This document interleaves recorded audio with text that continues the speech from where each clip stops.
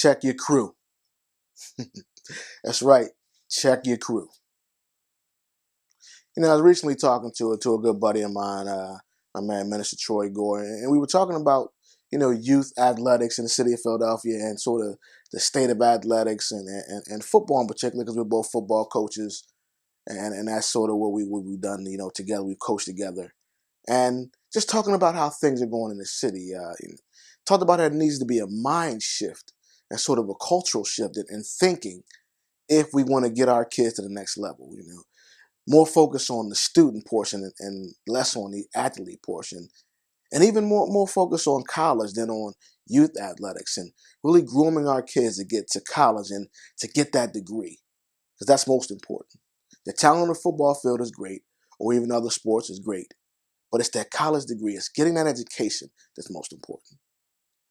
So many of you may or may not know that Troy is one of the founding members of the MOTEP Panther football team, the very successful MOTEP Panther football team. And we started talking about, the beginning and where they are now, and just an overall aspect of things today, and how it is to start something, to start a football team.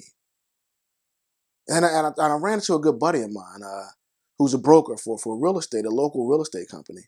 And we haven't seen each other in years, but when we talked, I said, how's everything going with your partner? Because I know when he started the business, he was co-broker with another individual, and they were starting out very good. It was about 7-8 years ago. Haven't seen each other in a while, and he told me that, it's just him now. He's no longer in a partnership with that gentleman. And though he didn't talk negatively about that individual, he did talk about the crew, teamwork, what's important. How do you not only be successful in starting something, but sustaining something? And what's important in both of those scenarios, and both of those conversations, what seemed to be very significant was the foundation of the beginning. And that foundation, whether it was a football team or a real estate brokerage, the foundation is, of course, your principles and all that stuff, but it's the team. It's your crew. Who do you bring in with you? Who do you start with?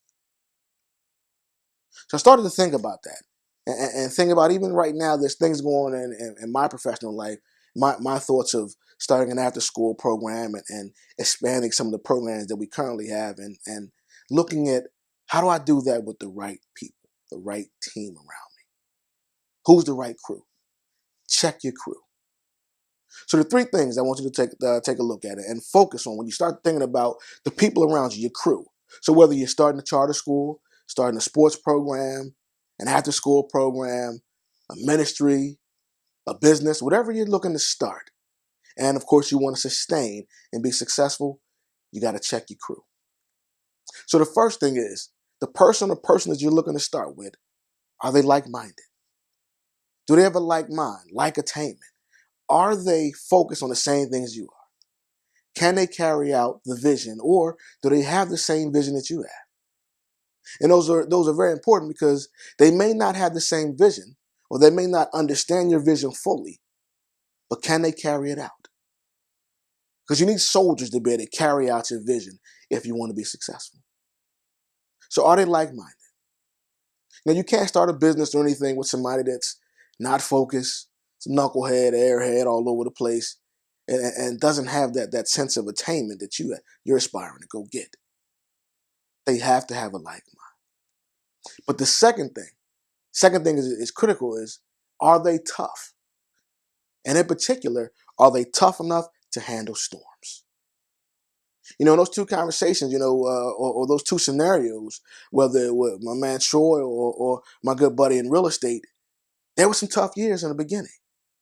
Some few win years, if you will, and from a football standpoint, or some years where you were spending more money to try to make money as a real estate broker, and not a lot of sales or deals were coming across the table. So they had to be tough. They had to be tough enough to handle those storms. So if you're looking to start something with a team, with a crew, are those individuals tough enough to handle the storms? Which leads to my last part. Like-minded, tough enough to handle storms, but are they a winner? The third part is, are they a winner? And you can look at their life. Now, again, we're not to judge others, But if you're looking to start something with someone and you really want to be intentional about identifying the right people, are they a winner?